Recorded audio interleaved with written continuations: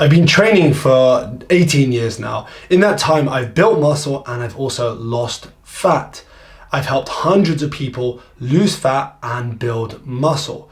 In this video, I'm going to talk over 3 reasons you're not losing fat. But first, I want you to click that like button and hit that subscribe button. I do spend a fair bit of time researching for these videos and also editing them. And in order for me to keep making them better, your support will help massively. So let's get right in.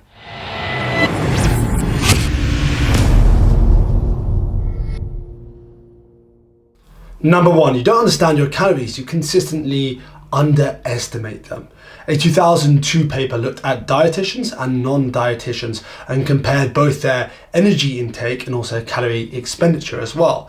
They found that both underreported. So the dietitians actually underreported by 223 calories a day, and the non-dietitians underreported by 429 calories a day.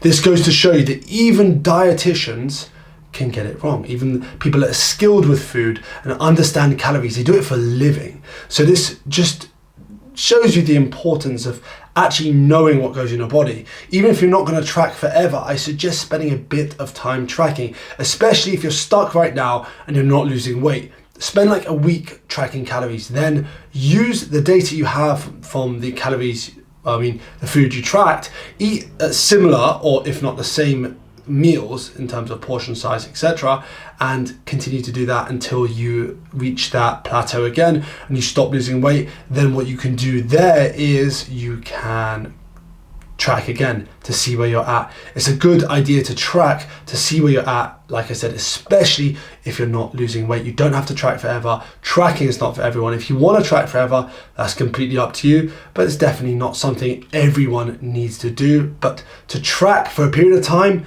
is something I recommend. Number 2, not enough steps. According to MayoClinic.org, the average American gets between 3,000 to 4,000 steps a day. Just by increasing the step count to 10,000, so an extra 7, let's say to 6,000 to 7,000 steps a day, which is not actually that much, will mean that you burn an additional, I would say 300 to 500 calories a day. And that's significant over time. That could be the difference between losing an extra 0.5 to 1 pound a week. And ways you can get these steps in are easier than you think. So you can go for a walk before breakfast, after breakfast, at your lunch break if you're at the office, while you're on the phone if you're at the office, in between sets at the gym. I've actually done this in a session just all the time, just walking through in between sets. I've accumulated an extra 2,000 steps to my daily step count, which is amazing. So you can also walk to the gym, walk back from the gym. That should be more than enough ways to get that 10,000 steps in a day. 10,000 steps is not a magical number, but it will help you burn between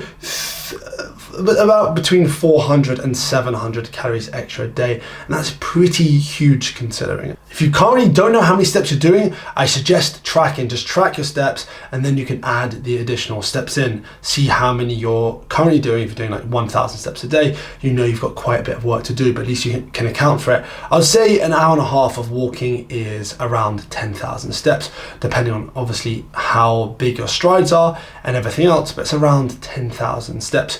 For me, it's about 11,500, so I'm saying for you, it's probably around, it could be more actually, but around, give or take 10,000 steps in an hour and a half. So just remember to implement that, because that is the easiest way to burn more calories. Not only that, it's sustainable because it's extremely low impact. Walking is low impact on your joints, low impact on your muscles even. It means you can do it forever.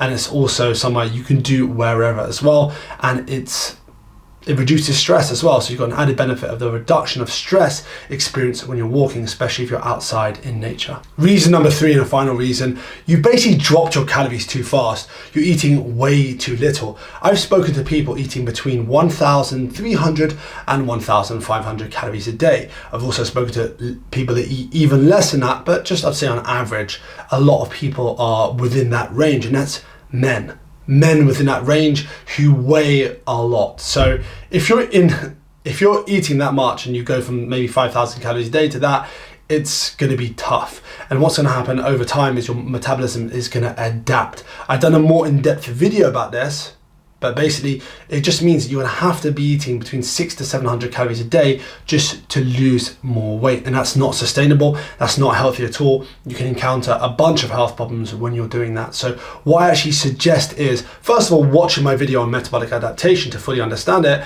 but just to summarize in a sentence is where your metabolism adapts. You burn less calories at rest and when you're working out. And in response to that, you have to either eat less, which is going to be pretty impossible if you're eating that little, or move even more, which might again be pretty impossible at that level. So I suggest actually taking a week, or I'd say between 2 and 4 weeks, depending on how long you've been at that low calorie level, at maintenance calories, so your body weight in pounds times 15, or you can use like an app like MyFitnessPal to track it. And what you do from there is spend 2 to 4 weeks there. You may put on weight, you may not. If you do, don't worry about it.